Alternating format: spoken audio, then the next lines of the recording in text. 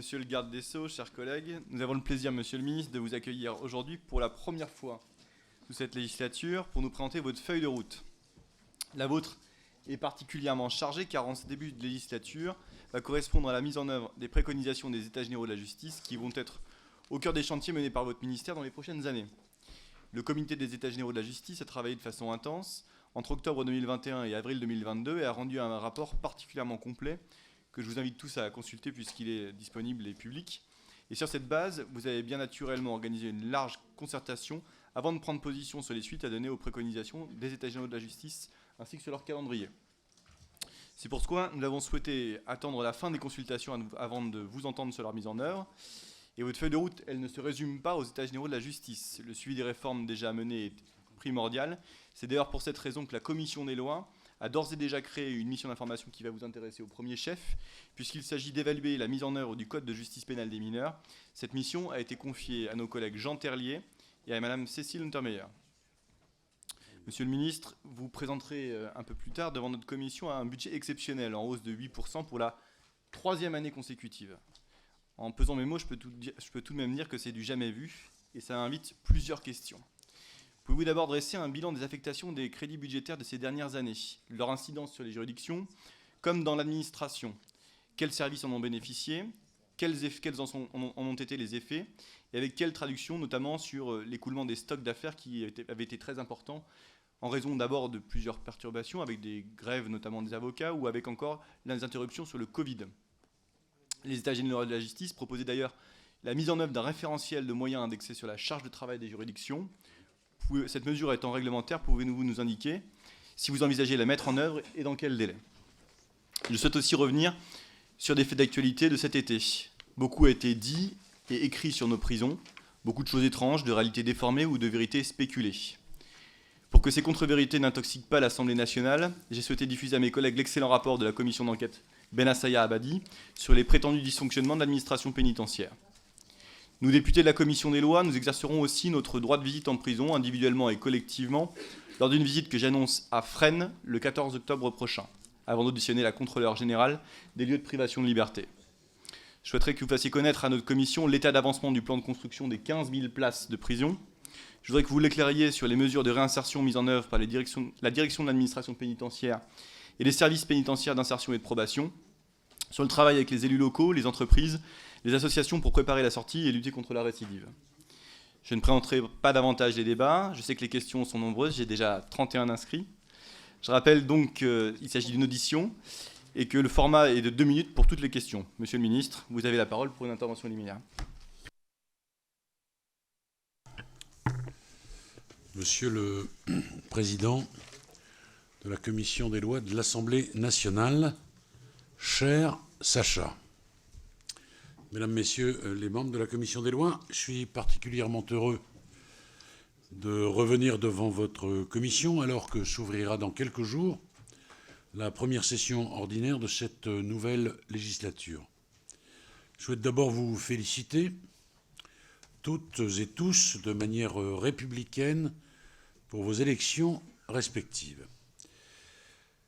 À tous égards, les enjeux qui nous font face sont immenses, alors que le pays connaît une situation inédite depuis un demi-siècle en termes géopolitiques et économiques. Ce contexte nous impose de travailler différemment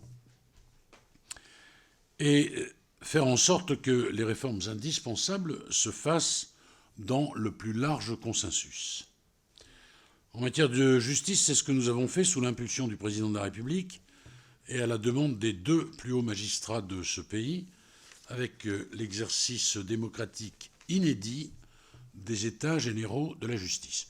Nous parlons ici de près d'1 million de contributions citoyennes et de plusieurs dizaines de réunions avec nos concitoyens partout sur le territoire pour discuter ensemble de la justice que nous appelons de nos vœux.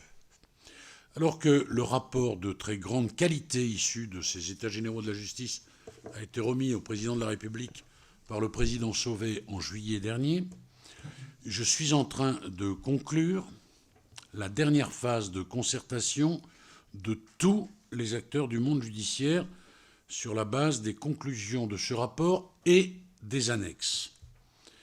Comme je l'ai annoncé, je présenterai dans les semaines qui viennent un plan d'action détaillé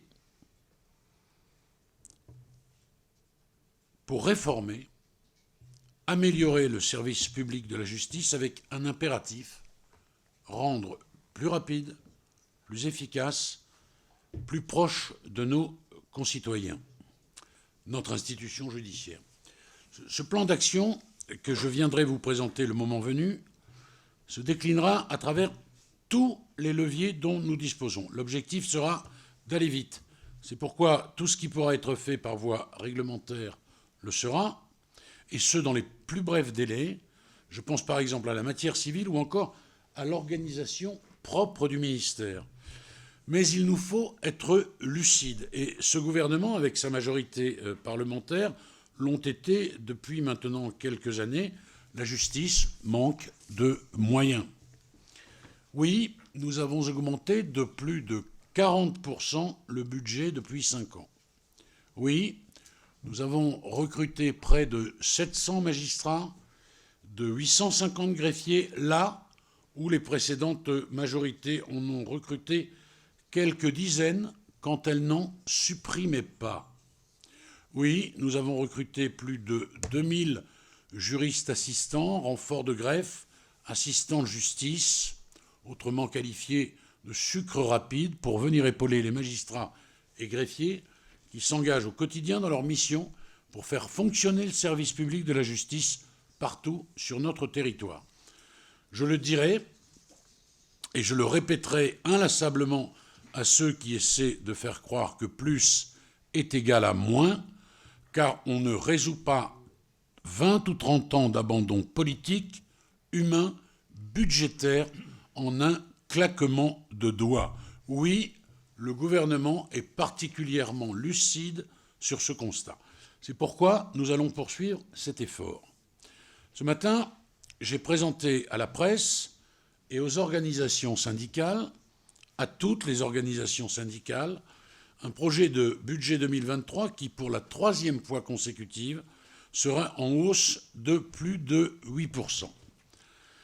Ça fait 2 ans que je viens devant cette commission vous dire que ces hausses sont historiques. Cette année encore, je ne déroge pas à la règle. C'est un triplé historique qui, peu à peu, nous laisse entrevoir l'horizon d'une justice de qualité que tous les acteurs du monde judiciaire, mais surtout les justiciables, appellent de leur vœu.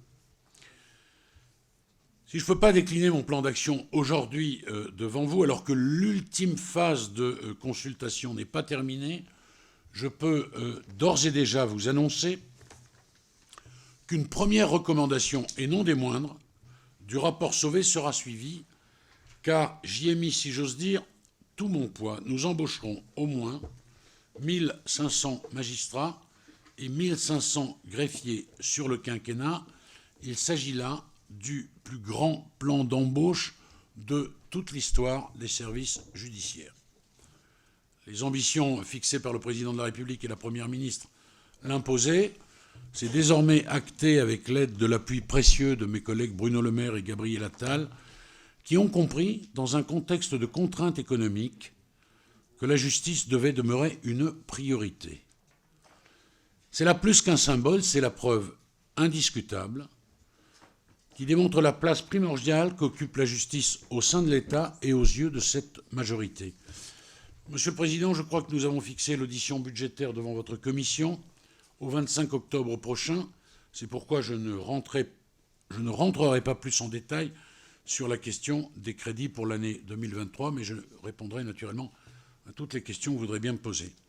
Après le volet réglementaire, budgétaire et organisationnel, les arbitrages issus des concertations en cours prendront forme et corps à travers une ambitieuse loi de programmation pour la justice sur la période 2022-2027. Fidèle à la démarche de co-construction qui est la mienne, le Parlement sera très étroitement consulté en amont des débats et aura bien sûr toute la place qui lui revient au moment de l'examen de ce texte. Ces réformes viseront à nous accorder sur l'ampleur des réformes législatives de la justice que nous aurons à porter, qu'elles soient programmatiques, ordinaires, organiques ou même constitutionnelles. Si la loi de programmation permettra d'inscrire dans le marbre les recrutements massifs à venir de magistrats, de greffiers, mais aussi de personnel pénitentiaire, elle aura également vocation à transposer dans la loi et de manière concise les principales propositions qui auront fait, pour la plupart, déjà consensus. Pour répondre à votre question, Monsieur le Président, la loi de programmation devrait être présentée devant le Parlement début 2023, afin notamment de permettre les discussions évoquées plus tôt dans mon propos. Vous l'avez compris, ma priorité est de poursuivre le renforcement sans précédent de notre justice qui est à l'œuvre déjà depuis plusieurs années. Mais je veux aussi vous décliner, ainsi que je l'ai fait au procureur dans ma dernière circulaire de politique générale, les priorités de ma politique pénale. Ma priorité est claire: restaurer le droit à vivre dans la tranquillité pour nos concitoyens. J'ai ainsi rappelé ma volonté d'avoir une justice pénale plus protectrice face aux attaques inacceptables et à la délinquance du quotidien. Et pour cela, c'est simple, j'ai demandé au parquet en priorité 2 choses: fermeté dans la réponse pénale et célérité des poursuites. À cela s'ajoute l'intangible individualisation des peines et leur exécution rapide, sans oublier un accompagnement renforcé des victimes. De tout cela, j'en suis sûr, nous reparlerons dans quelques instants. Ces objectifs clairs doivent se retrouver dans le traitement pénal de toutes les infractions du quotidien que sont par exemple les rodéos, dont les condamnations ont été multipliées par 15 depuis 2018, les agressions intolérables, qu'elles soient racistes, antisémites, homophobes, les atteintes à nos élus et forces de l'ordre qui constituent des attaques contre la République, ou encore les squats qui sont insupportables car ils nourrissent le sentiment d'impunité et contre lesquels je veux renforcer l'arsenal juridique. Je sais d'ailleurs certains d'entre vous très engagés sur la question, cher Philippe.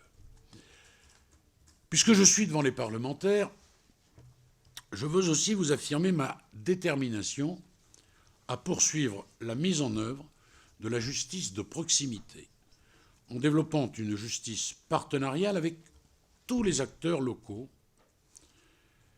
dont les FSI et les élus, dans le cadre notamment des groupes locaux de traitement de la délinquance. Il s'agit là d'adapter au mieux la réponse pénale aux réalités du terrain, car tous sont dans la même barque républicaine. J'ai également tenu à réaffirmer la persistance à haute intensité de notre lutte contre le terrorisme en ne sous-estimant pas les signaux faibles qui constituent les symptômes d'une radicalisation à l'œuvre, tels que l'apologie du terrorisme ou la haine en ligne, qui dispose désormais de son propre parquet spécialisé. J'ai donc demandé au procureur de saisir pleinement les nouveaux outils juridiques offerts par la loi, réaffirmant les principes de la République. Enfin, la circulaire de politique pénale générale du 20 septembre dernier souligne avec force l'importance d'agir contre la destruction de l'environnement et de la biodiversité. Ainsi, j'ai demandé au parquet de se saisir de ces nouveaux outils que sont les pôles judiciaires régionaux de l'environnement ou les conventions judiciaires d'intérêt public environnemental, mais aussi, par exemple, de requérir les plus sévères sanctions vis-à-vis des auteurs d'incendies prémédités et volontaires qui détruisent nos forêts.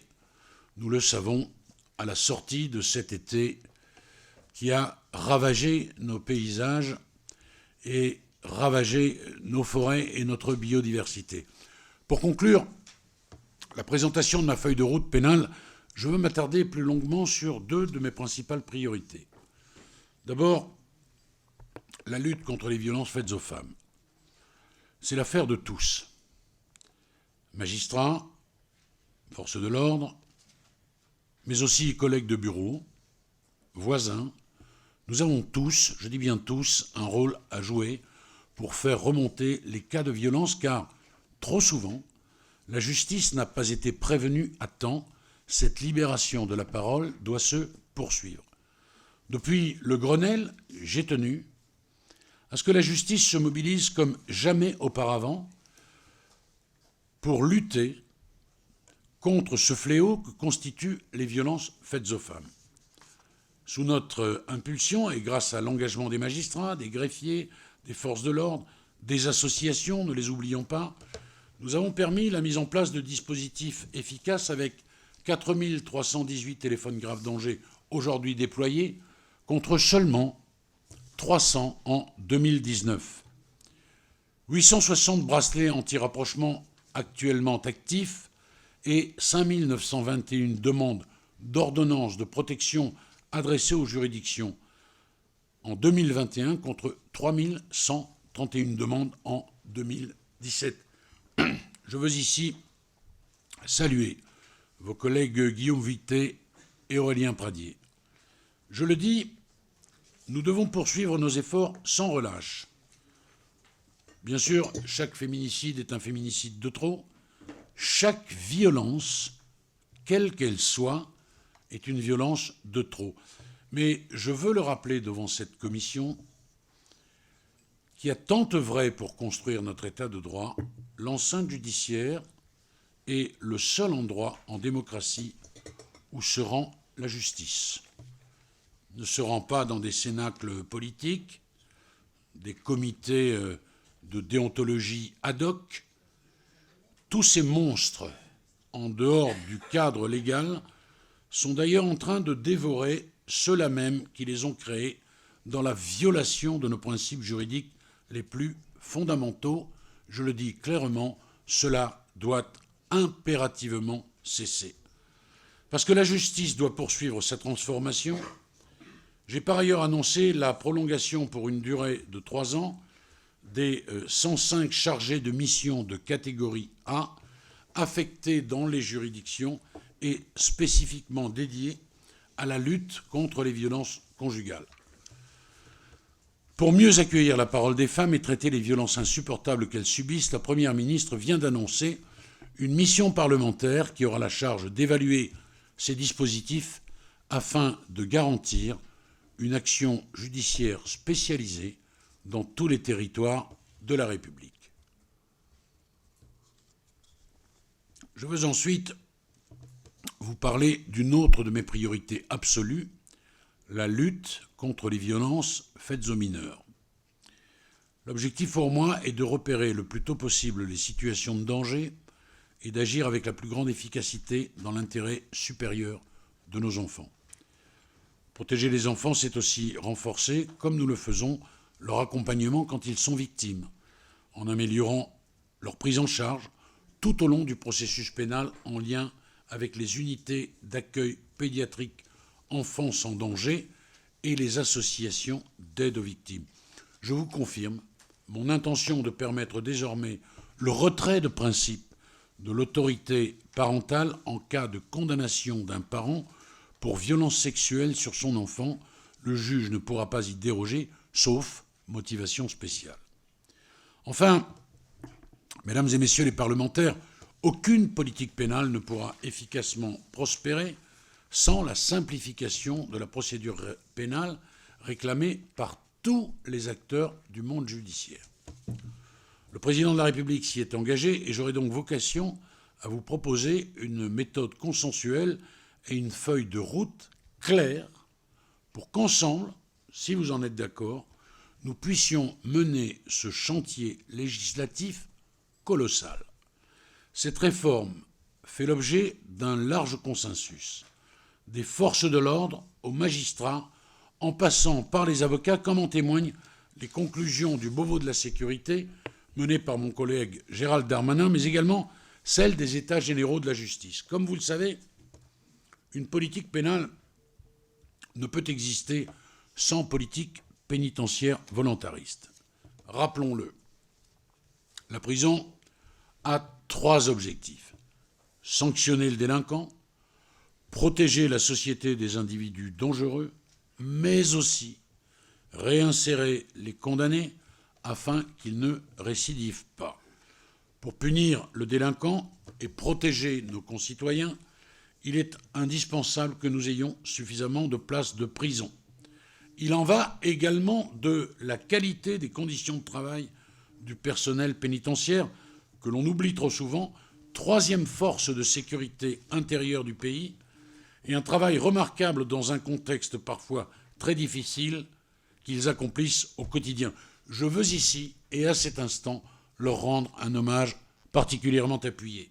Il en va également, bien sûr, de la dignité des conditions de détention dans notre pays. Depuis la fin du mois d'août, un certain nombre d'entre vous ont eu une prise de conscience et se sont déplacés en nombre dans nos établissements pénitentiaires. Je salue cet exercice démocratique indispensable, car il vous a permis de constater par vous-même que, contrairement aux affirmations de certains sur certaines chaînes d'information continue, la prison n'est pas le club Med. C'est d'ailleurs tout le problème des images qui ont été diffusées concernant la prison de Fresnes. Elles laissaient à croire aux honnêtes gens que la prison était un parc d'attractions. Et ces images laissaient courir l'idée parmi notre jeunesse qu'aller en prison, au final, c'était pas bien grave. LOL. Si la prison est grave, la prison doit dissuader. Mais si elle doit dissuader, ça n'est pas par l'insalubrité ou l'indignité des conditions de détention. Je veux ici rendre hommage au travail de votre collègue Caroline Abadie sur ce sujet précis. Pourtant, la France a été condamnée à de nombreuses reprises. C'est pour toutes ces raisons qu'une réponse pénale assurée, de bonnes conditions de travail pour les agents pénitentiaires et des conditions de détention dignes sont absolument nécessaires, et c'est pour toutes ces raisons que nous avons lancé le plus grand plan immobilier pénitentiaire depuis 40 ans. Les chantiers poussent partout en France. Si vous me permettez l'expression, ils poussent comme des champignons. Et j'ai d'ailleurs eu l'occasion d'en visiter un certain nombre cet été, dans certaines de vos circonscriptions. Nous atteindrons les 15 000 places supplémentaires d'ici la fin 2027, conformément aux engagements du président de la République. Sur le volet insertion, je le répète, il n'est pas possible de concevoir la prison sans le volet réinsertion. Il est absolument indissociable du volet répressif. Les événements de Fresnes nous ont permis de préciser par la circulaire du 21 septembre le cadre applicable à ces activités. L'objectif est de renforcer leur contrôle tout en préservant, bien sûr, une souplesse au niveau local afin de ne pas brider les initiatives des chefs d'établissement pertinentes dans leur écrasante majorité. Le programme immobilier se caractérise par la création de 2000 places au sein de SAS, structure d'accompagnement vers la sortie. Nous savons que les sorties sèches génèrent davantage de récidives que les sorties accompagnées. Ces SAS accueillent des condamnés à des peines de moins de 2 ans, fin de peine, et l'expérimentation d'établissements est tournée vers le travail. Ces établissements sont dénommés Insert. L'une des priorités de mon action est enfin de ramener le travail en détention. Qu'il me soit permis de dire que le contrat du détenu travailleur a fait moins de presse que le CART à Fresnes. Le CART à Fresnes a davantage intéressé que le contrat du détenu travailleur. L'une des priorités de mon action est de ramener le travail en détention. Depuis le début des années 2000, l'offre de travail en détention a été divisée par 2. Ma mobilisation sur ce sujet porte ses fruits malgré 2 années de crise sanitaire. 2021 est marqué par une hausse de 3 points du travail pénitentiaire par rapport à 2018. 31% de la population détenue aura travaillé en détention. L'offre de travail en production a augmenté ces dernières années, puisque près de 90 nouvelles entreprises se sont implantées en détention entre 2019 et 2022. Je l'ai dit souvent, le sens du travail, le sens de l'effort ne sont pas des sens interdits en prison. Ainsi, en janvier 2023, entrera en vigueur la suppression des remises de peine automatiques et leur conditionnement à l'effort pour, là encore, mettre l'accent sur la réinsertion. Alors que l'objectif poursuivi est de redonner du sens à la peine, certaines peines sont déjà pleines de sens. Je pense en particulier au travail d'intérêt général, qui est au cœur de la justice de proximité, avec un mot d'ordre. Tu casses, tu répares, tu salis, tu nettoies, tu indemnises. Avec la création de l'ATIGIP, je veux ici rendre hommage à ma prédécesseur, ainsi qu'à Didier Paris. Nous avons substantiellement renforcé l'offre de TIG et leur accessibilité à tous les acteurs judiciaires, avocats, magistrats, via la plateforme TIG 360. Je prendrai d'ici la fin de l'année une circulaire pour poursuivre ce mouvement afin que les juridictions se saisissent davantage de cet outil pénal formidable à chaque fois, bien sûr, je le précise, à chaque fois que possible. Si le travail d'accompagnement est important pour les délinquants adultes, il est absolument primordial chez les mineurs qui sont des adultes et des citoyens en devenir. Ma priorité en la matière est de réduire drastiquement les délais de jugement des mineurs délinquants. La délinquance des mineurs était insuffisamment traitée, et ce, alors même que sa violence s'accroît. Il était donc indispensable d'accélérer et de renforcer la réponse judiciaire en la matière. C'est chose faite. Grâce à l'œuvre commune du Code de justice pénale des mineurs. Alors que nous fêterons dans quelques jours les 1 an de son entrée en vigueur, je peux d'ores et déjà vous indiquer que les délais ont été massivement réduits, passant parfois du double au simple, sans mauvais jeu de mots. Afin de développer tous les outils qui remettent les mineurs délinquants dans le droit chemin, j'aurai à cœur de mettre en œuvre l'engagement du président de la République, créer un partenariat adapté entre le ministère des Armées et la protection judiciaire de la jeunesse. Ce partenariat ne se fonde pas sur de vieilles lunes, mais sur une expérimentation concrète menée l'année passée avec un taux de réussite proche de 80%, 8 jeunes sur 10 tirés d'affaire. Dans cette même logique, nous poursuivrons le grand plan de construction de centres éducatifs fermés, à mes yeux, outil efficace pour éviter la récidive des mineurs délinquants et là encore, les remettre dans le droit chemin. Et aujourd'hui, on compte 22 CEF construits ou dont les opérations ont été lancées. La lutte contre la délinquance des mineurs mérite que l'on se donne tous les moyens et qu'on use de tous les outils indispensables.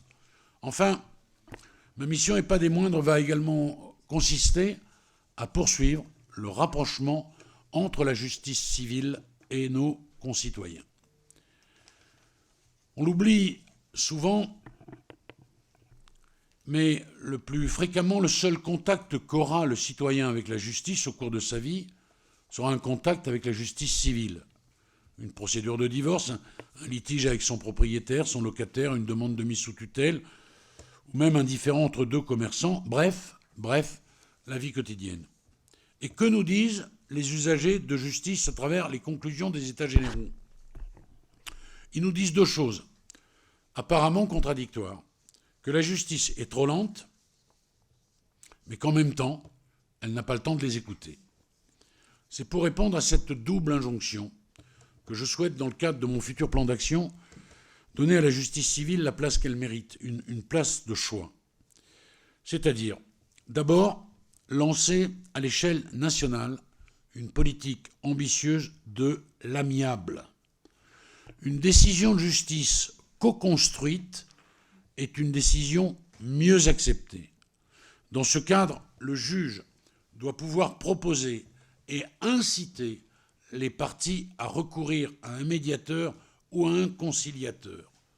L'offre de ces modes amiables doit également s'étoffer et s'adapter à la nature du litige comme à la personnalité des parties. Je vous annonce que l'obtention d'un accord, même partiel, dans un cadre amiable, sera valorisée, y compris financièrement pour les avocats qui interviendront au titre de l'aide juridictionnelle.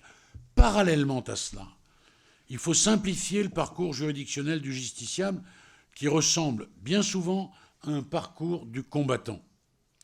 Beaucoup a déjà été fait, notamment avec la création du service d'accueil unique du justiciable et les 2000 points justice. Mais je veux aller plus loin, en facilitant la saisine du juge, en organisant la juridiction en pôle facilement identifiable et pourquoi pas en mettant à portée de smartphone les outils pour accompagner le justiciable dans ses démarches. La justice ne doit plus rester en marge de la transition numérique du service public. Enfin, il s'agit de poursuivre sans relâche nos efforts de résorption des stocks. Mesdames et messieurs, les stocks en matière civile ont diminué de 28% au niveau national. C'est absolument considérable. Poursuivre cet effort, permis par les recrutements de la justice de proximité et l'engagement des magistrats et des greffiers, passera par un plan d'embauche massif, comme indiqué au début de mon propos, mais également par la mise en place d'une équipe pérenne autour du magistrat. Enfin, bien sûr, dans le contexte économique qui s'assombrit, je n'oublie pas la justice économique, qui est un de nos joyaux, et souhaite m'inspirer des conclusions du rapport Sauvé pour la renforcer, notamment en ce qui concerne l'expérimentation d'un tribunal des affaires économiques. Il nous faudra également favoriser la création d'une filière de juges civilistes compétents en matière économique et encourager les échanges entre magistrats de carrière et juges consulaires.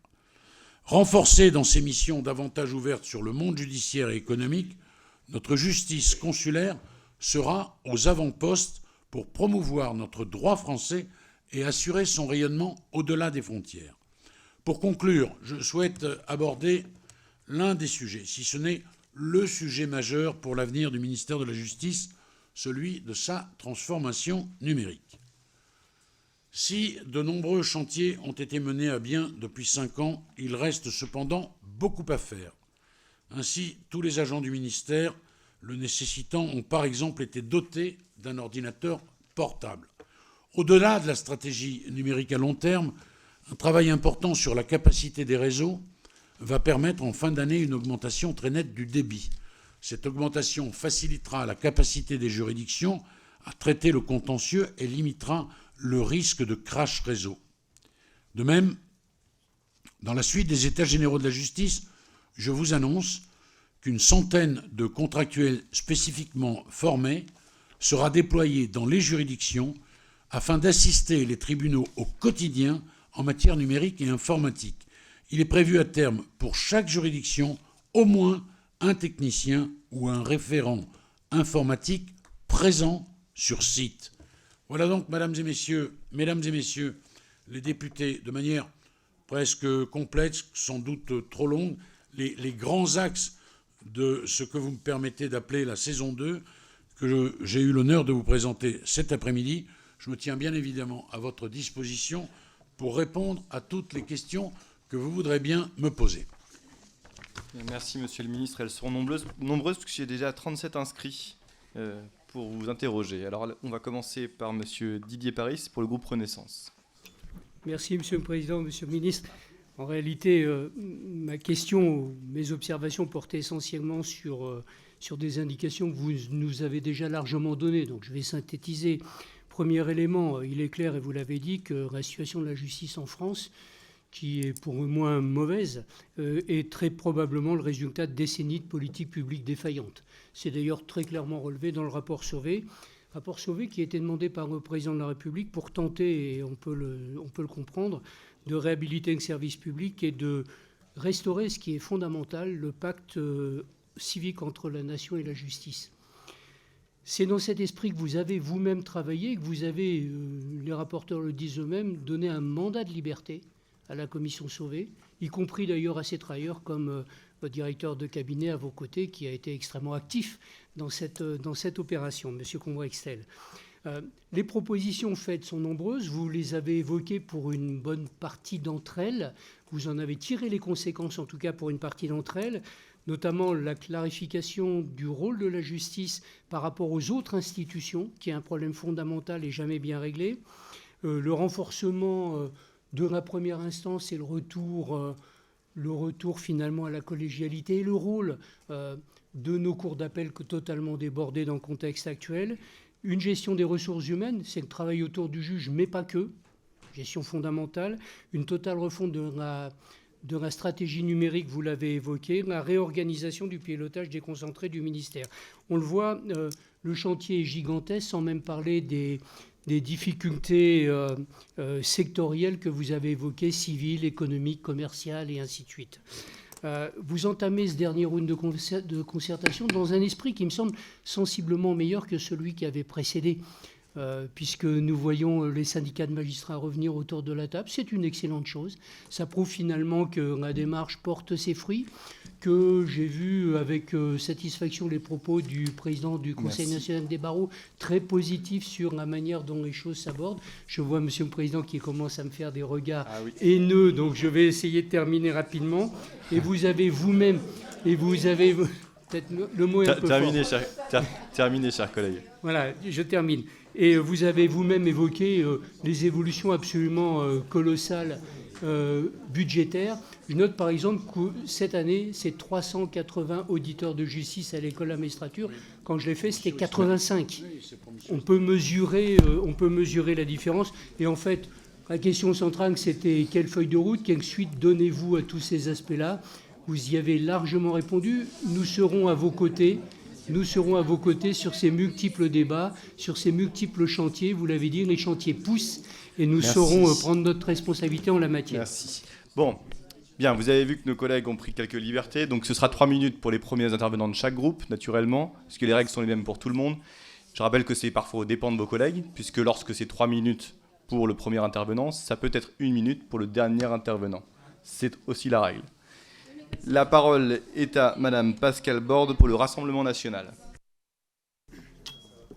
Oui, merci Monsieur le Président. Monsieur le Ministre, je vais tout d'abord faire une parenthèse. J'ai noté que vous aviez pris la parole pendant à peu près 30 minutes, mais que pas un mot n'a été dit en ce qui concerne les victimes. C'est dire la place qu'on accorde aujourd'hui à la victime dans le procès pénal.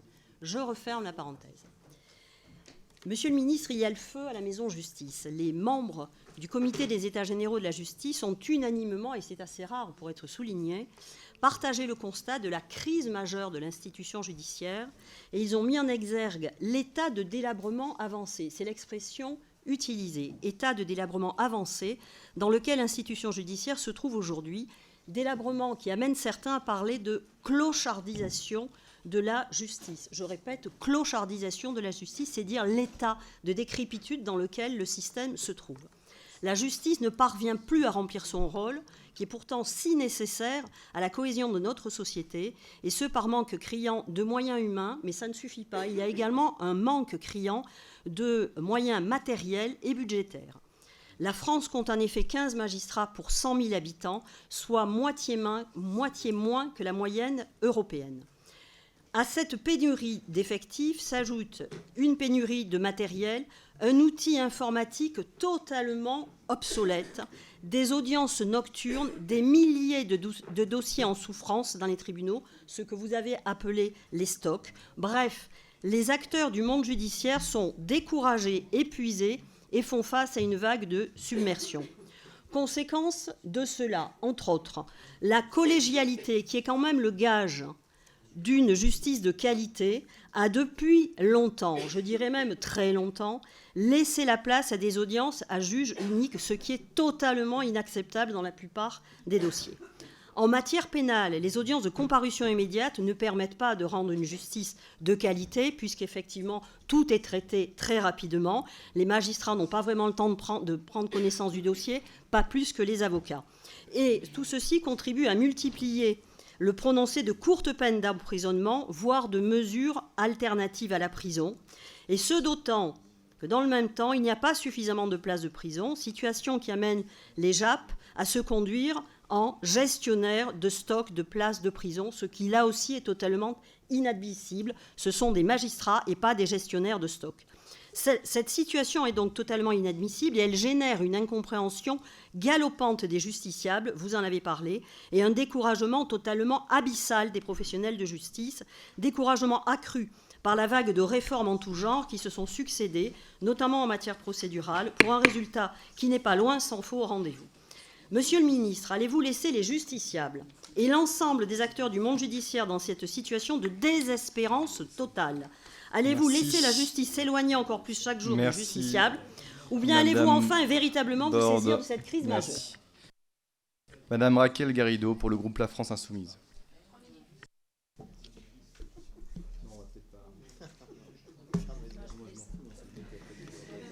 Monsieur le Président Sacha Houlié, Monsieur le garde des Sceaux, il n'y a qu'à lire quelques titres et intertitres du rapport du Comité des États généraux de la justice pour constater l'état de délabrement de notre institution judiciaire. Morceau choisi, la justice au bord de la rupture.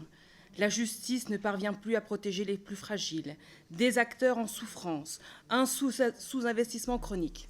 C'est très éloquent. Alors, face à ce constat, vous nous parlez du budget 2023 dont vous êtes très fiers, et je vous le dis, monsieur le garde des Sceaux, ne vous gargarisez pas. D'ailleurs, vous savez tellement que c'est insuffisant que vous venez nous annoncer aujourd'hui, primeur de la Commission, une loi de programmation. Alors parlons-en, vu que c'est l'objet du jour. À quoi pouvons-nous comparer cette loi de programmation? Eh bien, moi, je la compare à celle du ministère de l'Intérieur, puisque c'est la seule que j'ai sous la main à titre de comparaison. C'est combien, celle du ministère de l'Intérieur? 15 milliards. Et vous avez obtenu combien?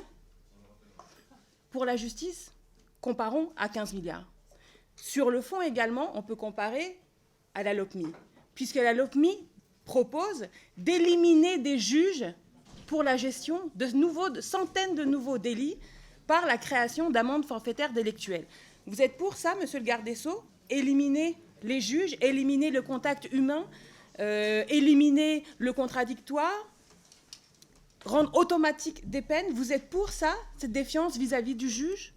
Alors, j'entends que vous dites qu'il faut absolument éviter la justice privée, et incidemment, je vois bien que vous essayez de surfer sur une polémique du jour à ce propos, en pointant du doigt les partis qui ont mis en place des cellules de veille sur les violences sexistes et sexuelles. Et je vous le dis, attention, ne vous mêlez pas de ce qui ne vous regarde pas. Ce qui vous regarde, c'est le bon fonctionnement de la justice. Et si les femmes aujourd'hui craignent d'entrer dans les commissariats, si les femmes aujourd'hui ont si peu confiance dans le système judiciaire pour être protégées, c'est ça votre responsabilité. Pour le reste, vous êtes aussi, pardonnez-moi de vous le dire, monsieur le garde des Sceaux, assez hypocrite, puisque la justice privée, vous n'êtes pas contre, dans la mesure où vous n'êtes pas contre, par exemple, l'arbitrage. L'arbitrage commercial est une justice privée contre laquelle vous n'avez jamais rien dit.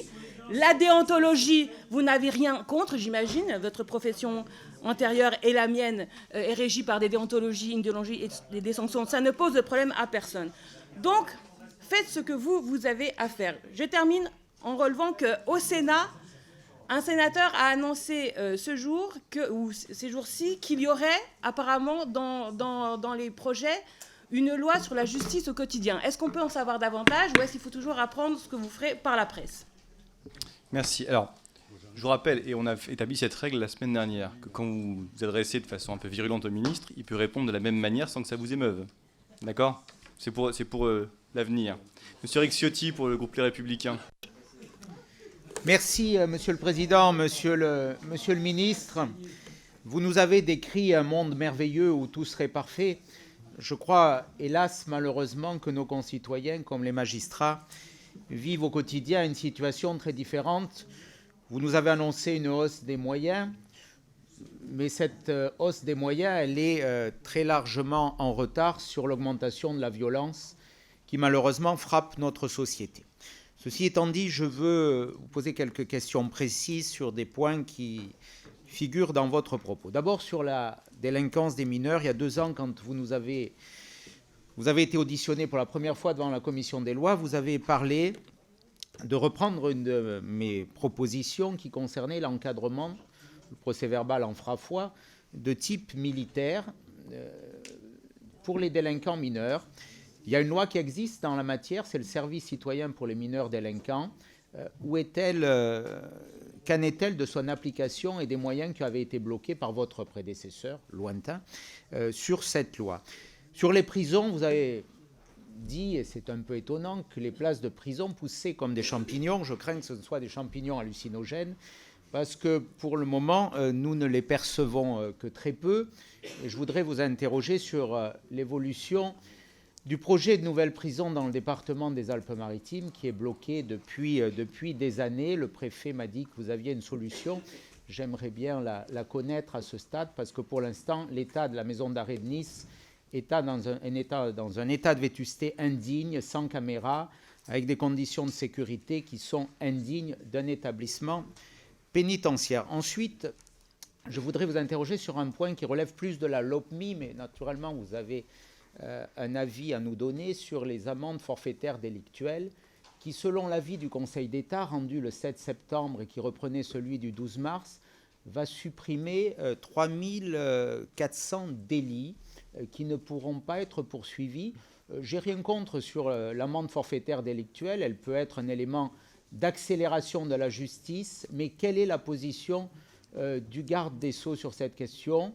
Et dernière question, le ministre de l'Intérieur, qui se soucie beaucoup de la justice, et il a raison, puisque c'est naturellement un des points bloquants pour l'amélioration des conditions de sécurité, a évoqué la possibilité du retour à la double peine pour les détenus, les condamnés plutôt d'origine étrangère. Quelle est votre position sur cette proposition du ministre de l'Intérieur sur la double peine? Je vous remercie, Monsieur le ministre. Merci, Monsieur Philippe Latombe, pour le groupe démocrate.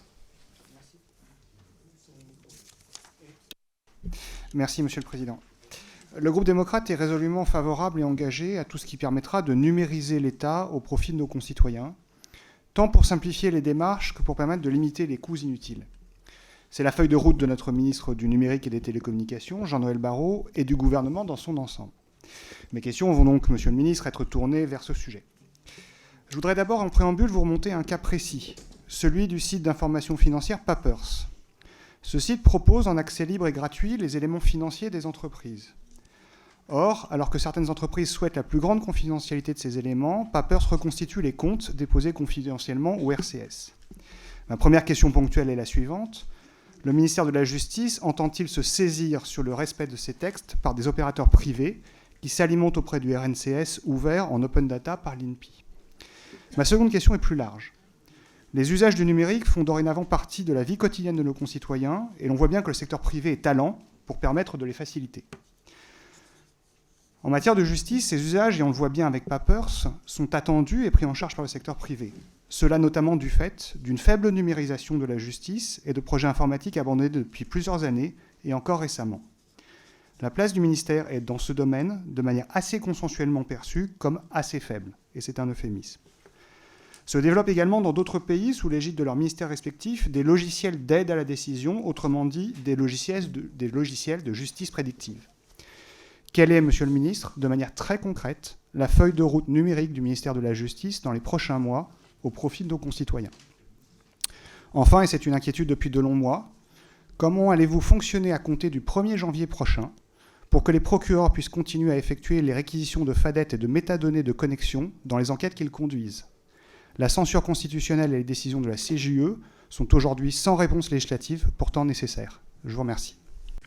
Merci. Madame Cécile Untermaier pour le groupe socialiste. Merci, Monsieur le Président. Cela a été dit déjà par les précédents orateurs ou oratrices. Les États généraux de la justice qui se sont déroulés donc de fin 2021 à avril 2022 dressent un constat accablant de la défaillance du service public de la justice. C'est une interrogation que nous devons avoir d'ailleurs sur d'autres services publics, mais nous l'avons pour celui-ci en commission des lois et nous le savions déjà. Les plus fragiles s'en sont donc éloignés depuis longtemps. Ils règlent comme ils peuvent leurs litiges civils et finalement très souvent renoncent à aller vers la justice. Ce malaise est aussi celui de l'ensemble des professionnels auxquels nous devons rendre hommage, mais la question majeure reste quand même la question de l'accès à la justice dans la France du XXIe siècle, avec des délais compatibles quand même avec la vie que nous menons. Et ces délais, n'oublions pas le premier ressort, mais n'oublions pas non plus l'appel, parce que là aussi les appels en matière de prud'homme en particulier sont tout à fait incroyables et alarmants. Alors, Monsieur le ministre, vous avez exprimé, et nous vous en remercions, une volonté de sortir la justice de l'ornière dans laquelle elle se situe. Il y a une vraie urgence, il y a de la gravité et il y a de l'inquiétude. Et je pense que vous avez parlé de termes de co-construction. Je voudrais savoir, pour rebondir sur ce terme, comment vous envisagez cette co-construction avec le Parlement, s'agissant d'une réforme de long terme, parce que nous ne ferons rien de véritablement flagrant en un an. Le rapport du comité présidé par Jean-Marc Sauvé, au travers de ses 217 pages, a rappelé que cette réforme de la justice doit se faire en retravaillant la question d'un système de réforme. Le caractère, la réforme systémique de la justice, elle s'impose.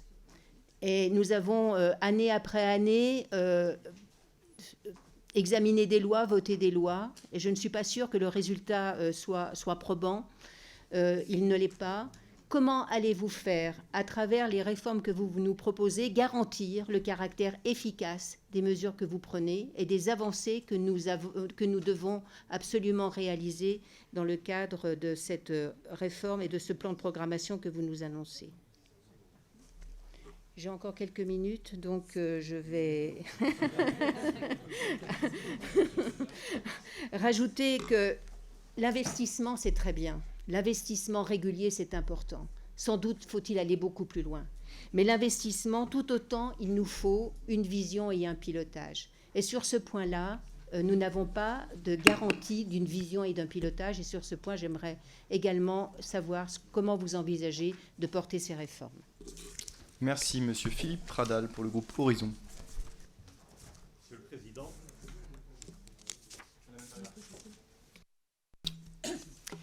Monsieur le Président, Monsieur le Garde des Sceaux, chers collègues, je vous remercie, Monsieur le Ministre, de votre présence aujourd'hui en Commission des lois et pour la clarté sans surprise de vos propos.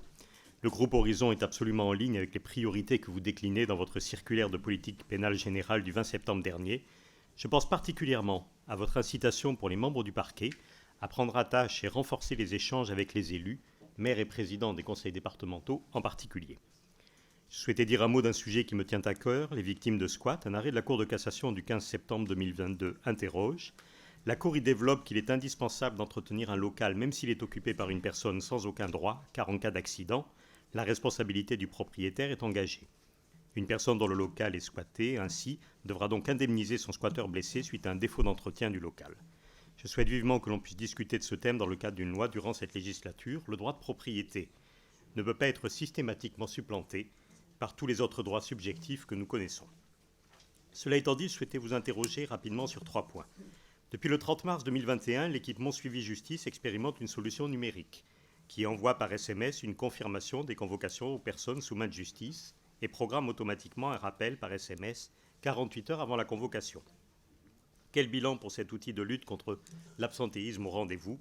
Comptez-vous élargir les modalités de son utilisation, notamment à la période préalable au jugement? Seconde question, depuis le 1er juillet 2022, il est possible de changer son nom de famille par simple déclaration à l'état civil. Cette toute récente réforme fait-elle l'objet d'une évaluation par vos services et d'un bilan? Avez-vous un retour notamment sur le nombre de personnes qui se sont saisies de cette nouvelle possibilité? Enfin, comme suite à l'intervention de notre collègue Wisniewski dans le cadre d'une question d'actualité et de notre collègue Latombe à l'instant, Nous souhaiterions savoir quelles sont les évolutions législatives envisagées à ce stade afin de faire face à la nouvelle situation créée par plusieurs arrêts de la Cour de cassation du 22 juillet 2002 concernant la conservation des données de connexion et l'accès de celles-ci dans le cadre des procédures pénales. Je vous remercie. Merci. Monsieur Jérémy Jordanov pour le groupe écologiste. Ça fonctionne ? Oui, merci Monsieur le Président. Monsieur le Ministre, bonjour, chers collègues. La justice est au bord de la rupture, ce sont les termes du Comité des États généraux de la justice, présidé par Jean-Marc Sauvé, dont le rapport accablant a été rendu le 8 juillet dernier. Vous l'avez mentionné. Le personnel n'a plus les moyens de rendre une justice de qualité, les cadences sont infernales, la perte de sens est là. Nous en sommes à ce qu'il convient d'appeler de l'abattage de jugement. Monsieur le ministre, cela n'est pas rendre la justice, ce surmenage a pour cause certaine le manque de magistrats et de greffiers. La justice française est sous-financée, j'ai entendu vos annonces, mais la comparaison avec nos voisins européens, vous le savez, reste cruelle. Le justiciable est la victime collatérale de ce manque de moyens. Le recours à la justice est un parcours du combattant, les délais de jugement sont désespérément longs, et ce sont les plus faibles qui en souffrent les premiers.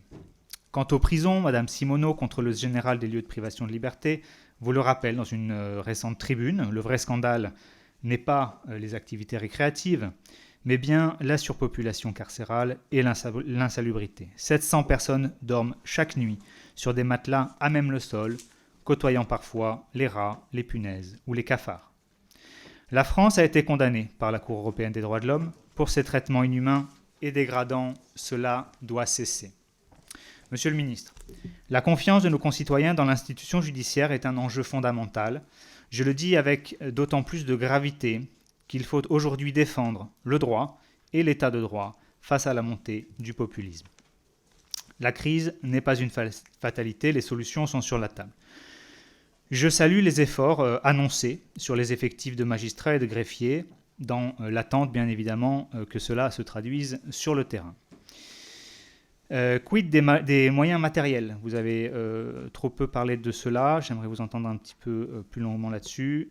Allez-vous ensuite revaloriser le statut et la formation des greffiers ? Allez-vous renforcer les services d'insertion et de probation ? Comptez-vous réduire les courtes peines ? Allez-vous développer les peines alternatives et revaloriser le milieu ouvert ?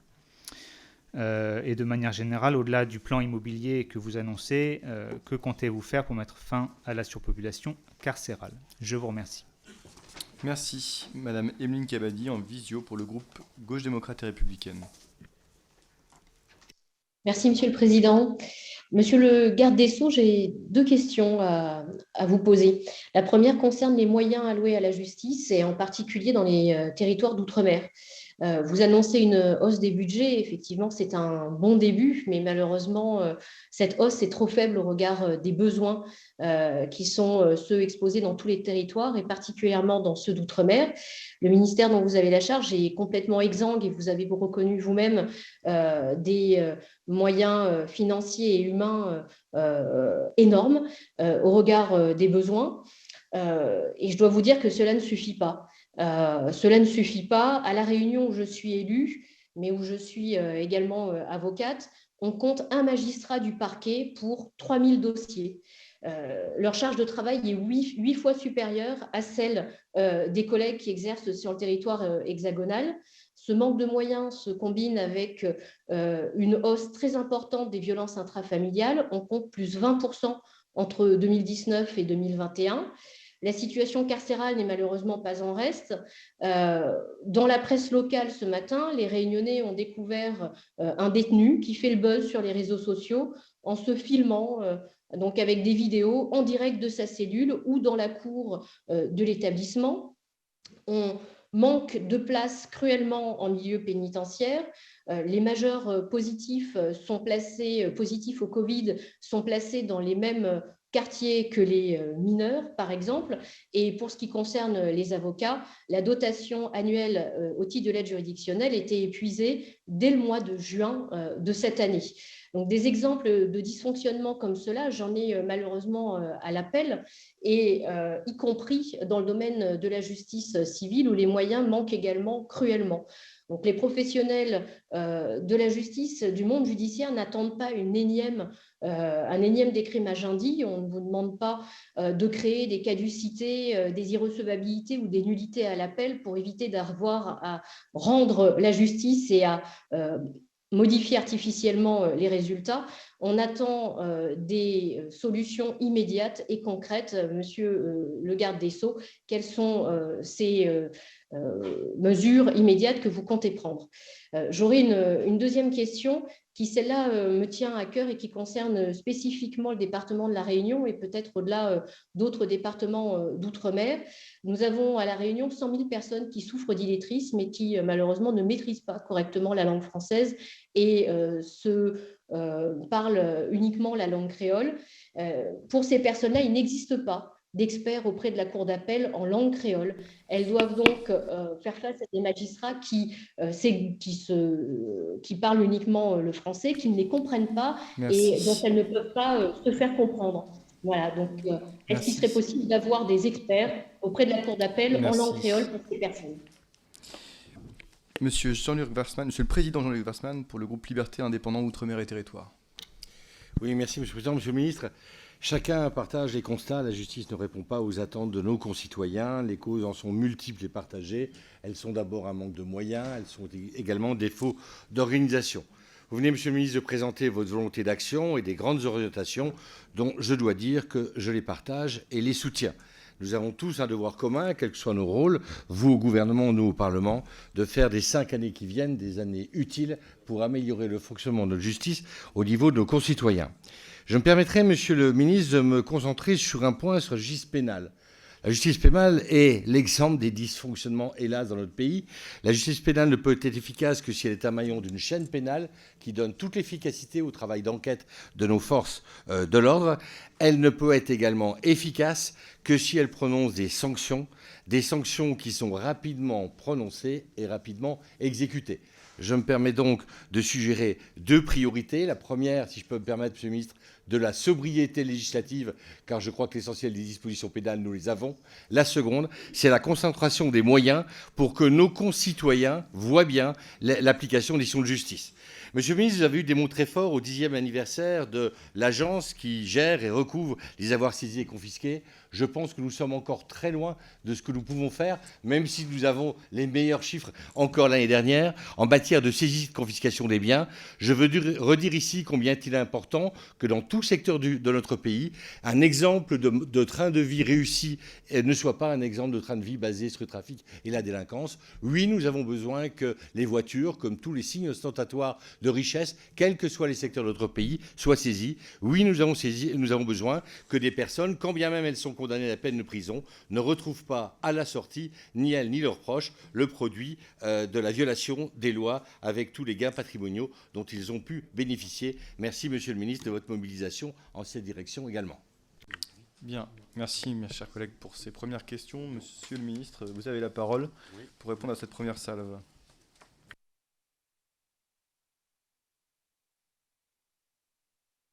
Réponse à monsieur le député Didier Paris. Je voudrais dire un mot puisque on retrouve ces préoccupations dans beaucoup de questions sur les états généraux et sur leur méthodologie. Je pense qu'on ne réforme pas la justice sans avoir préalablement obtenu son consentement. La justice est une vieille dame et elle craint, elle l'a déjà démontré par le passé, les modifications qui peuvent intervenir. Je veux rappeler que quand on a décidé de créer le JLD, ô combien cette création a fait l'objet de discussions et de critiques virulentes. Qui aujourd'hui oserait contester le JLD? Donc, si je vous dis cela, c'est pour vous dire que la méthode que j'ai choisie, c'était de ne pas intervenir dans le comité des États généraux. J'ai décidé de ne pas appartenir à ce comité pour le laisser travailler en toute liberté. Pas davantage, je n'ai mis ma patte dans les différents ateliers qui ont été créés. Je ne voulais pas que l'on dise qu'au fond, tout cela était une sorte de mystification et que c'était la volonté du ministre qui allait s'exprimer dans cette temporalité assez longue d'ailleurs où les États généraux ont travaillé. Une fois que le rapport Sauvé a été rendu, que les annexes ont été rendues, j'ai souhaité à ce moment-là organiser une concertation très très large. Très large. Et je voudrais vous dire que d'une certaine façon, on a mis en place une forme de nouvelle gouvernance. Au fond, j'aurais pu très bien décider avec mon cabinet et puis ensuite imposer, sous le contrôle naturellement strict du Parlement qui fait son travail. Mais ce n'est pas ce qu'on a choisi de faire. On s'est dit qu'on ne pouvait bouger les choses que si on avait un large consensus. Donc j'ai rencontré tout le monde. J'ai pris beaucoup de temps. Je l'ai fait en 2 étapes. J'ai rencontré les syndicats qui ont souhaité venir. Pas tous la première fois, puis davantage la deuxième. J'ai rencontré forces de sécurité intérieure. J'ai rencontré les compatriotes. Certains d'entre eux avaient évidemment fait valoir un certain nombre de choses sur la plateforme. Rencontré bien sûr magistrats, avocats, greffiers, directeurs de greffe. Enfin tout le monde. Tout le monde. De ces concertations qui ne sont pas encore tout à fait finies, n'allons pas trop vite, il reste une semaine de travail, il y a un certain nombre de choses qui se dégagent. Parmi les lignes de force, il y a l'impérieuse nécessité de simplifier la procédure pénale. On parlait tout à l'heure d'inflation législative. Moi, je veux faire de la déflation. Mais il faut quand même, s'agissant de la procédure pénale, passer par un texte. On ne peut pas faire de la déflation sans prendre un texte nouveau. Ce texte, on l'envisage d'ici 2 années. Et pour répondre à ce que disait Mme Cécile Untermaier, évidemment que le Parlement sera de près associé à l'élaboration de ce texte de procédure pénale. En matière civile, on a beaucoup de réglementaires, mais je veux associer les parlementaires aux réglementaires. Il y a des lignes de force qui se dégagent. Les arbitrages ne sont pas encore pris, mais il y a la médiation, bien sûr. Il y a l'équipe autour du magistrat, quelque chose de tout à fait nouveau, pour permettre justement d'abord de régler quelques-unes des questions que posaient les jeunes dans la tribune des 3000, la solitude du magistrat, le sens de sa mission, mais aussi pour aller plus vite.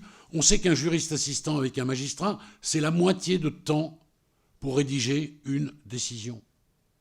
Et je l'ai redit, d'aucuns ne veulent pas l'entendre, mais on a nationalement un déstockage massif dans les affaires familiales, le pôle social, le contentieux de la protection et la matière pénale. Et ça, c'est dû à l'apport de ce que l'on a appelé les sucres rapides. Donc, puisque vous m'avez posé la question sur la méthodologie des États généraux, moi maintenant j'y suis naturellement, je discute, on échange, on a un certain nombre de pistes. Vous avez vu par exemple, pour prendre un exemple, le rapport de Mme Lotin dont vous avez dû prendre connaissance, elle suggère 2 possibilités pour créer l'équipe autour du magistrat. Que va-t-on choisir ? Moi je propose aux uns et aux autres, aux conférences, aux magistrats, aux greffiers, ils m'apportent une réponse. On prend en considération tout ça et ce que l'on veut, c'est présenter un projet, un plan d'action qui soit consensuel. C'est en ce sens que c'est une sorte de changement dans la gouvernance. Je ne veux pas que ça parte du haut pour irriguer ensuite les différents services. Je veux qu'on soit dans une co-construction. Il me paraît très important de l'indiquer. Je veux répondre ensuite, et on y reviendra si vous le voulez, à Madame Bordès. On dit Borde, Bordès ? Borde, au singulier. Alors, Madame Borde, vous n'avez pas été attentive, parce que dans mon discours, contrairement à ce que vous avez dit, j'ai prononcé 3 fois le mot de victime. Je le tiens à votre disposition, ça n'est pas grave. Vous avez cru devoir dire cela. Je ne vous en veux pas.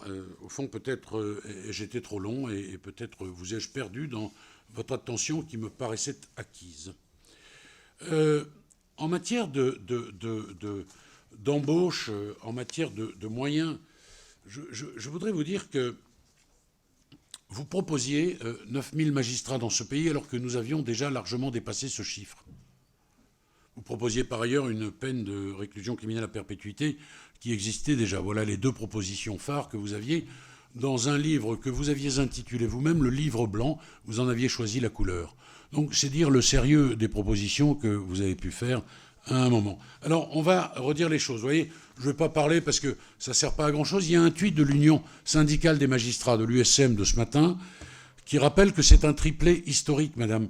La clochardisation, c'est un ministre socialiste qui avait utilisé ce mot, comme quoi les emprunts peuvent être utiles, à une époque où nous étions loin d'avoir obtenu les budgets que nous avons obtenus. Parce que je vais vous dire, on peut toujours critiquer, mais moi, ce que je propose, vous voyez, dans l'analyse de l'action qui peut être la mienne, et au fond de toute action publique, c'est de voir d'où nous venons, où nous sommes et où nous allons.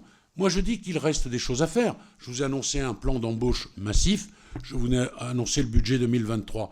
Mais il faut quand même vous souvenir que nous avons embauché 700 magistrats, 850 greffiers, 2000 personnels supplémentaires. Personne, madame la députée, avant nous, ne l'avait fait. Et l'Union syndicale des magistrats, qui assistait ce matin à la présentation, a parlé de triplé historique. Oui, triplé historique. Les mots ont un sens. Alors, vous pouvez toujours dire que vous feriez mieux, que vous feriez plus. Il n'y a qu'à, faucon, faudrait, j'entends bien cela. Mais, voyez, les victimes, c'est au cœur de la politique pénale que je mène. Et d'ailleurs, dans le discours, mais peut-être vous ai-je à ce moment-là encore perdu, j'ai décliné ce que nous avions fait pour la mise en place notamment du Grenelle. Et personne ne peut sérieusement dire que nous n'avons rien fait en matière de bracelet anti-rapprochement, téléphone grave danger. Si vous saviez le nombre d'infractions qui ont été évitées et de violences qui ont été évitées, en matière d'ordonnance d'éloignement, en matière d'hébergement des victimes, des auteurs, parce que les auteurs, il faut aussi les héberger, parce que la période critique, c'est quand ils pensent que leur femme à eux, avec un singulier possessif, est dans leur maison à eux, et c'est là où il faut qu'on intervienne et que, naturellement, on trouve un certain nombre de solutions. Bon, voilà, j'ai entendu votre question. C'était davantage une critique assez peu constructive qu'une question, mais je pense cependant y avoir répondu. Monsieur le député Ciotti,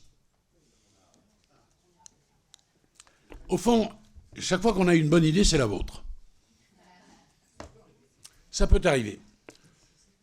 Bon, votre vision de l'armée et de la jeunesse n'est pas la mienne. Nous, ce que nous avons mis en place dans l'expérimentation, je vais vous le redire, ce sont des délinquants qui sont enfermés dans des centres éducatifs fermés. C'est déjà une délinquance de haut niveau dans le spectre. Ces jeunes, à un moment, on les envoie en stage avec des militaires. Là-dessus, je pense qu'on sera d'accord.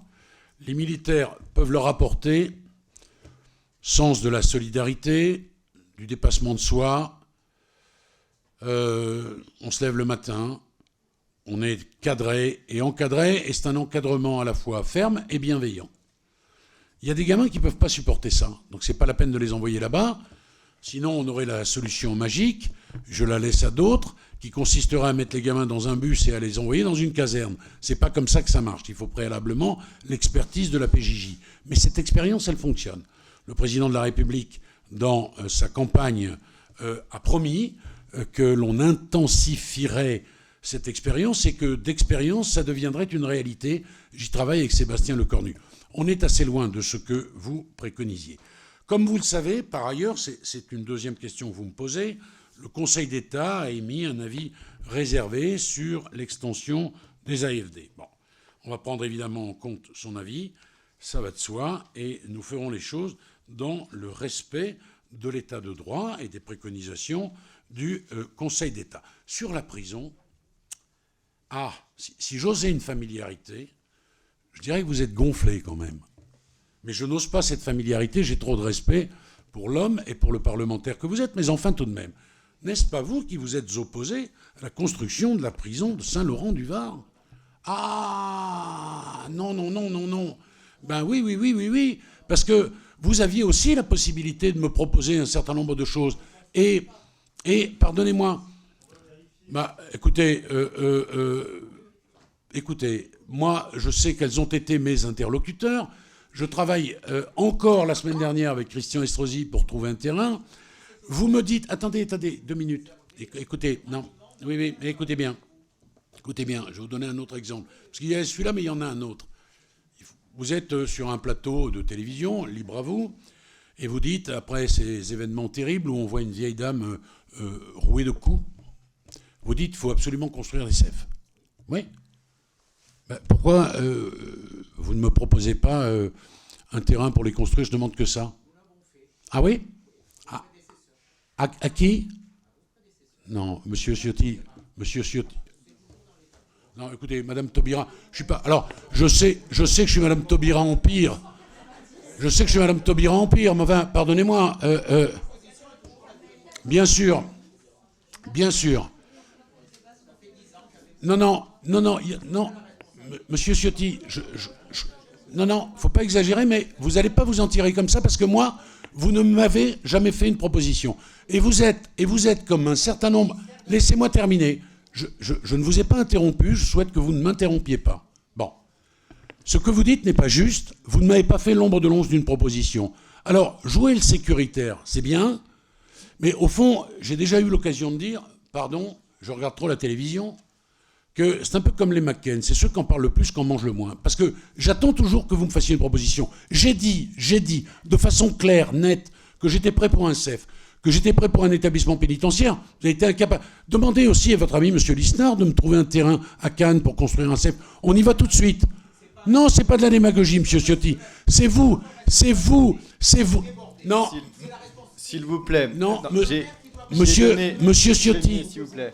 J'ai donné les règles tout à l'heure. Vous posez des questions à Monsieur le ministre dans la tonalité qui vous convient. Et je vous réponds dans la tonalité qui me convient. Exactement. Non. Vous pouvez Attendez. laisser Monsieur le ministre terminer. Il y a des collègues en nombre qui souhaitent poser des questions après vous. Ça n'est pas juste ce que vous dites. Ça n'est pas juste ce que vous dites, parce que les terrains n'appartiennent pas au ministère de la Justice. Et si c'était le cas, Monsieur Ciotti, et je voudrais terminer mon propos. Et puis, chacun appréciera. Je pense qu'ici, on a affaire, évidemment, exclusivement à des députés qui savent très bien que ces terrains sur lesquels on construit des établissements pénitentiaires n'appartiennent pas au ministère de la Justice. Je vais vous dire d'ailleurs, c'est là où j'ai passé le plus d'heures depuis que je suis ministre, c'est pour essayer de convaincre dans chaque commune, dans chaque circonscription. Et je vais vous dire, la prison, c'est toujours pour la circo d'à côté, souvent, ou la commune d'à côté, sauf évidemment, Est-ce que je peux terminer? J'y viens.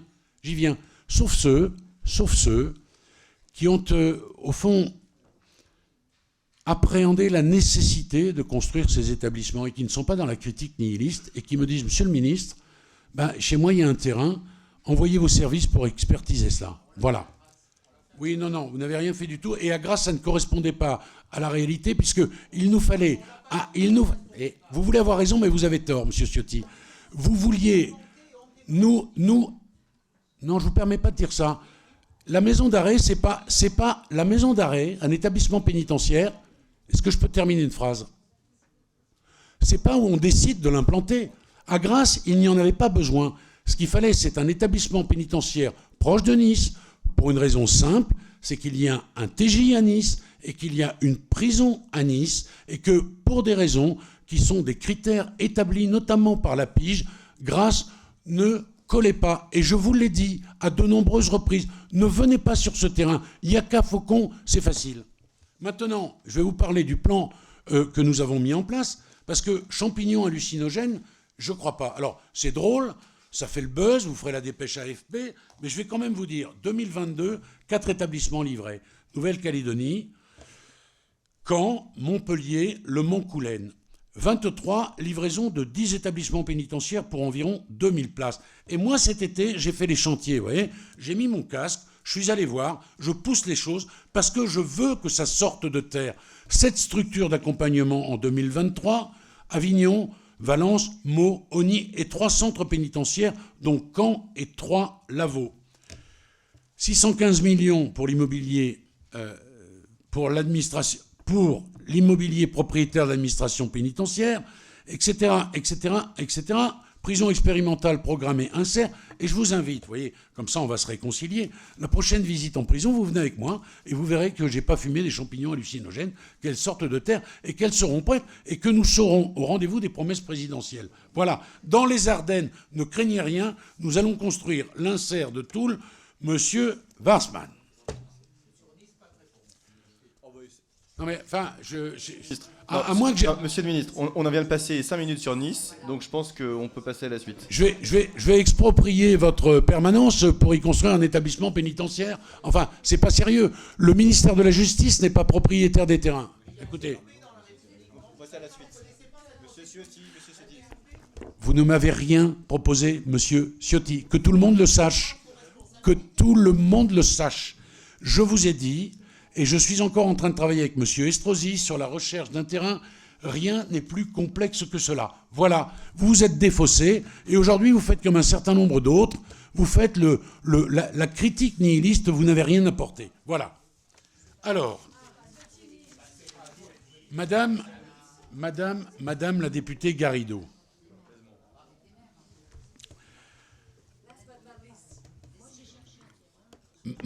Manque de moyens relevés par les EGJ et par le rapport Sauvé, oui, absolument. Je voudrais vous dire d'ailleurs que dans la temporalité, il y a quelque chose qu'il faut absolument relever, c'est que le rapport Sauvé n'a pas pu prendre en compte l'apport des embauches que nous avions faites,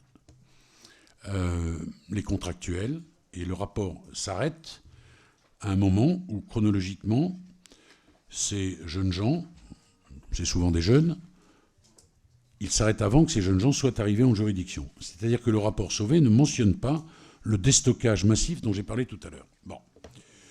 Ensuite, justice privée, ça me regarde quand même un tout petit peu.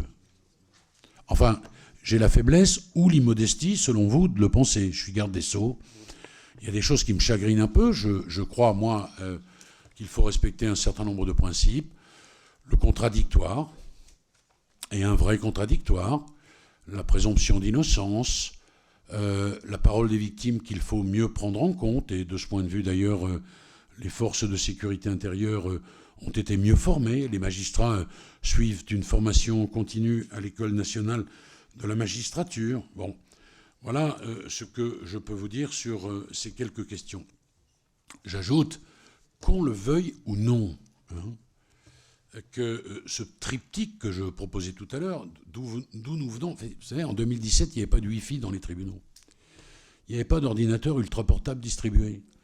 Je ne vais pas reprendre le chiffre de magistrats que nous avons embauchés, de greffiers que nous avons embauchés. 3 fois une augmentation de 8%, c'est historique, ça n'a jamais été fait. Jamais. Vous pouvez regarder tous les budgets, ça n'existe pas. Maintenant, il y a 2 choses qu'il faut dire. La justice manque de moyens, et il est impératif que la justice dispose des moyens dont elle a besoin pour mieux fonctionner, mais ça n'est pas suffisant, il y a un certain nombre de réformes structurelles. Au civil, par exemple, tout ça n'a de sens que si nous réduisons les délais, que si nous rendons la justice plus proche. La proximité, c'est pas rien, c'est réouvrir des tribunaux qui avaient été fermés, par exemple. C'est également intensifier les points justice, où nos compatriotes les plus démunis, les plus défavorisés, vont chercher les premiers conseils. C'est un lieu où les premiers conseils sont donnés de façon confidentielle et gratuite. Voilà un certain nombre de choses. Et on va être dans le continuum de cette justice de proximité, lui apporter davantage de moyens. Les syndicats, l'USM en tous les cas, a souligné ce matin, mais les autres syndicats également, pas forcément de magistrats, mais pénitentiaires également, ont salué qu'il y avait des avancées qui sont des avancées historiques. C'est la réalité. On peut tricher avec les mots. On peut dire que blanc est noir et que noir est blanc, mais avec les chiffres, on ne peut pas tricher. De ce point de vue, on est tenu de reconnaître, si on est objectif, et je sais que vous l'êtes, que la justice n'a jamais budgétairement été aussi bien dotée que ces dernières années. Voilà. À la fois depuis que je suis garde des Sceaux, mais également depuis qu'Emmanuel Macron a été élu président de la République, c'est une augmentation de 40%.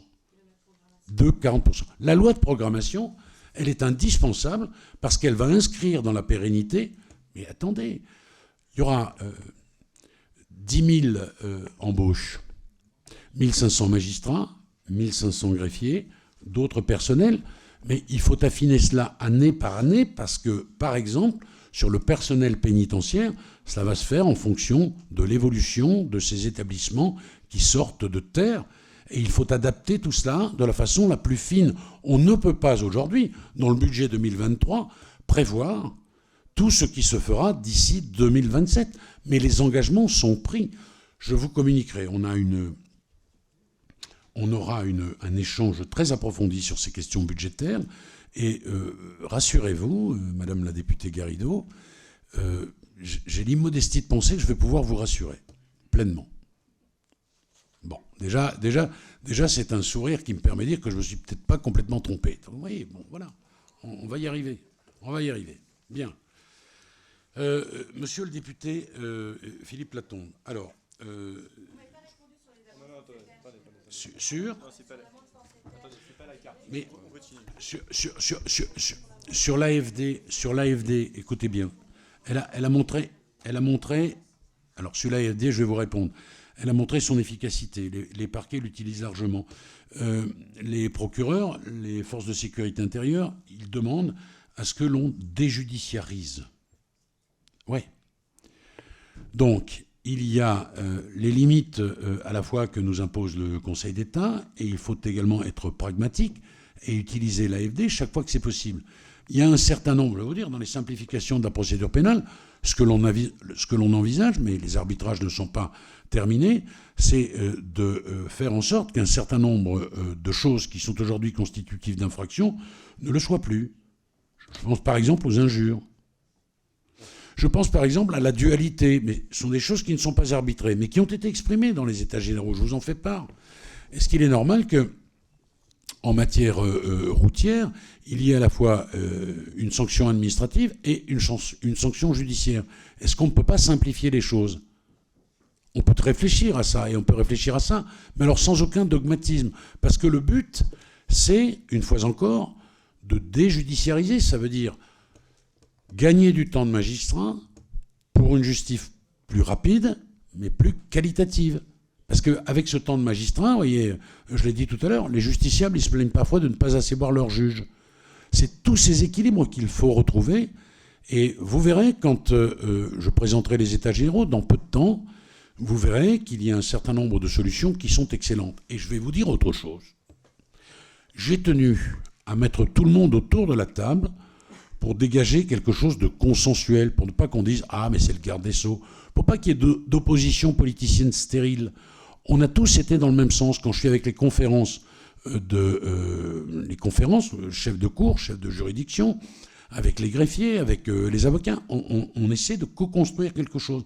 En matière civile, par exemple, on a tous fait le constat qu'il fallait modifier le décret Magendie, qu'il fallait rendre les choses plus fluides, parce que ça complexifie les choses, parce que c'est le justiciable qui s'entend dire que l'affaire est renvoyée à 6 mois ou à 7 mois, ce qu'il ne peut pas comprendre. Donc vous voyez, il y a peu de place pour de la petite poloche, là. C'est quelque chose qui doit nous unir pour permettre à fluidifier les choses, à les rendre plus simples, à les rendre plus proches des justiciables. Et c'est un joli but commun, vous voyez. Moi, je vais vous dire, j'ai eu l'habitude de la co-construction. Code de justice pénale des mineurs, c'est une co-construction. Ça a été voté au Sénat, ça n'est pas la majorité à laquelle j'appartiens. La proposition qui avait été faite par Mme Billon, ça a été porté, et je l'ai porté avec enthousiasme. Qu'est-ce que je peux dire d'autre? Le texte sur les conditions indignes de détention, c'est le président François-Noël Buffet. Il n'y a pas de place sur certains sujets pour de la petite poloche. Donc c'est pour ça que je ne désespère pas de vous convaincre. Vous verrez, il y a un certain nombre de petites mesures pragmatiques et de grandes mesures qui vont dans le bon sens, parce que la justice a besoin de se moderniser. Voilà, moi je la veux plus fluide, plus efficace, plus protectrice. C'est ça mon but, et je pense que ça peut être un but commun. Voilà. Alors, monsieur le député Latombe, vous m'avez posé beaucoup de questions. Hein. Ouais. Alors, sur le numérique. Bon, d'abord, on veut, si vous me permettez cette familiarité, mettre le paquet sur le numérique, parce que nous avons conscience que nous avons beaucoup de progrès à accomplir. Et la Cour des comptes, qui n'a pas été tendre avec nous, a dit que nous avions fait des progrès, il faut en faire encore. J'ai d'abord souhaité un secrétaire général adjoint, qui était procureur à Amiens, qui était très impliqué dans le numérique, en particulier sur la PPN, qui est exclusivement dédié, si vous me permettez ce verbe aujourd'hui, à l'évolution du numérique. J'ai dit que nous allions augmenter les réseaux. J'ai dit également que nous aurions un référent numérique partout et nous allons y consacrer de l'argent parce que nous souhaitons que, évidemment, simplification, fluidité, rapidité de la justice, ça passe indubitablement par le numérique. Alors, concrètement, pour 2023, les projets prioritaires du ministère, c'est poursuite de la procédure pénale numérique, Portalis, Astrea qui permet la modernisation du casier judiciaire national et ATIGIP 360. ATIGIP 360 permet naturellement de comment dirais-je, ATIGIP 360, c'est une plateforme qui permet d'avoir connaissance des tiges qui sont disponibles. Ils sont de plus en plus nombreux, ces tiges. Les avocats ont accès à la plateforme et peuvent proposer eux-mêmes des tiges, et c'est une peine qui a fait ses preuves. C'est une vieille peine, elle a fait ses preuves, et il faut lui donner du sens. D'ailleurs, on constate qu'en dépit des efforts que nous avons faits, qui sont très importants pour relancer ce travail d'intérêt général, il est de moins en moins prononcé. Dans ma circulaire de politique générale, je demande à ce qu'on regarde avec davantage d'intérêt, si j'ose dire, le travail d'intérêt général, parce que ça marche. Et ça marche même, il faut que vous le sachiez et vous le savez, certains jeunes connaissent grâce aux tiges leur première expérience de travail. Bon. Alors ensuite, comme vous m'avez posé un certain nombre de questions, on est allé sur quel autre sujet, monsieur le... Ah, les données de connexion, oui. Oui. Ah, les données de connexion, bon, vous avez pris évidemment connaissance des différents arrêts qui ont été rendus, les arrêts qui ont été rendus par la Cour de cassation.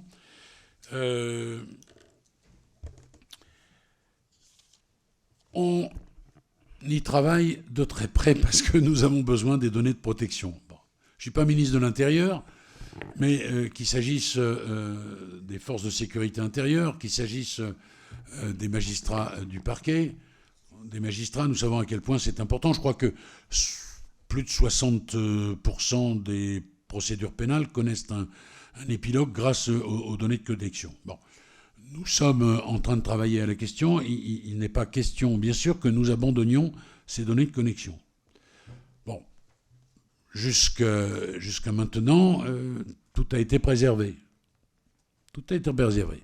Grâce notamment au travail en finesse, tout en finesse, devrais-je dire, du Conseil d'État. De nouveaux arrêts de la Cour de cassation sont intervenus. Nous les prenons en considération. Nous y travaillons. Je surveille ça, monsieur le député, comme le lait sur le feu. Et si vous avez un certain nombre d'idées à faire valoir, bienvenue. Ma porte, je l'ai déjà dit, et je le redis d'ailleurs, est toujours ouverte. Pour la critique nihiliste, non, parce que c'est un peu lassant, mais pour la construction, oui, évidemment. Donc, bienvenue si vous souhaitez évoquer avec moi ces questions. Madame Cécile Untermaier, d'abord vous dire le plaisir que j'ai de vous retrouver. Voilà. Nous avons beaucoup travaillé ensemble, ce qui prouve qu'un certain nombre de sujets se déclinent au-delà des clivages qui peuvent apparaître de prime abord. Bon, qu'est-ce que vous me dites? La co-construction avec le Parlement, c'est pour moi essentiel. Je pense que vous le savez, je pense que je l'ai démontré. On va travailler en concertation étroite avec le Parlement. On va même vous présenter tous nos textes réglementaires. Parce qu'il est extrêmement important que vous sachiez où on va. Et puis je le redis, hein, ça n'est pas une idée ministérielle. C'est bien sûr une idée ministérielle. Moi, j'ai fait valoir un certain nombre de choses. Mais c'est aussi tout ce que j'ai pu recueillir des uns et des autres. Et les uns et les autres ont dit d'ailleurs, et ont souligné avec beaucoup d'objectivité, que nous étions dans une façon peut-être nouvelle de travailler et de recueillir l'assentiment des uns et des autres. Vous savez, pardonnez-moi, vous savez, je pense aussi au moment où sur le terrain législatif, il faudra que j'aille devant le Parlement.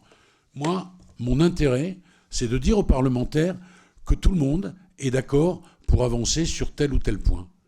Et je pense que c'est un atout supplémentaire que de dire au Parlement... Ben voilà, les magistrats sont d'accord, les forces de sécurité intérieure sont d'accord, les greffiers sont d'accord. Bon, ça présente les choses d'une façon évidemment consensuelle, et ça l'est, et ça permet peut-être de faciliter les choses. Voilà, donc c'était mon but. Je pense que j'y suis parvenu. On a beaucoup travaillé et beaucoup discuté. Et le Parlement sera associé de très près à l'évolution des États généraux, parce que c'est notre bien commun et les États généraux nous concernent absolument tous. Alors, j'en viens maintenant à Madame Kabidi. Où est-elle, Madame Kabidi? Elle était en visio. Bon. Alors, s'agissant d'abord de cette question de l'interprétariat en langue créole, qui se pose à La Réunion, qui se pose dans d'autres territoires, la question aussi de Mayotte, qui pose aussi des questions linguistiques particulières. Alors, ça n'est pas traité de façon spécifique, si j'ose dire, mais c'est traité au travers de la hausse des frais de justice. Et nous augmentons notablement les frais de justice pour permettre justement, dans une territorialisation dont les chefs de juridiction auront la charge de régler ces difficultés, parce que ce sont des difficultés majeures.